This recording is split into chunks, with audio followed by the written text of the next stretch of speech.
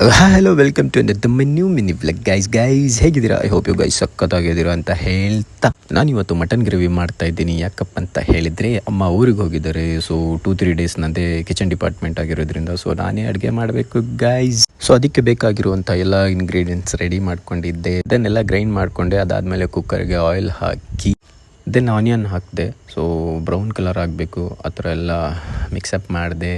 ಅದಾದಮೇಲೆ ಮಸಾಲೆ ಎಲ್ಲ ರೆಡಿ ಇತ್ತಲ್ಲ, ಸೊ ಆ ಮಸಾಲೆ ಎಲ್ಲ ಹಾಕಿ ಸ್ವಲ್ಪ ಒಂದು 5 to 6 ಮಿನಿಟ್ಸ್ ಬೇಕು ಗೈಸ್. ಅದನ್ನು ಚೆನ್ನಾಗಿ ಹಸಿ ಸ್ಮೆಲ್ ಹೋಗೋವರೆಗೂ ಬೇಯಿಸ್ಕೋಬೇಕು. ಅಲ್ಲಿವರೆಗೂ ಹೊರಗಡೆ ಬಂದು ನೋಡ್ತೀನಿ ಏನು ಬ್ಯೂಟಿಫುಲ್ಲಾಗಿ ವೆದರ್ ಇತ್ತು ಗೈಸ್. ಸಖತ್ತಾಗಿತ್ತು, ಮಳೆ ಬರುವ ಹಾಗಿದೆ, ತುಂಬ ಬ್ಯೂಟಿಫುಲ್ಲಾಗಿ ಕಾಣಿಸ್ತಾ ಇತ್ತು. ಮತ್ತು ಕಿಚನ್ಗೆ ಹೋಗಿ ಮಟನ್ ಹಾಕಿ ಸ್ವಲ್ಪ ಬೇಯೋಕ್ಕೆ ಅದು ಮತ್ತೆ 5 ಮಿನಿಟ್ಸ್ ಬೇಕು.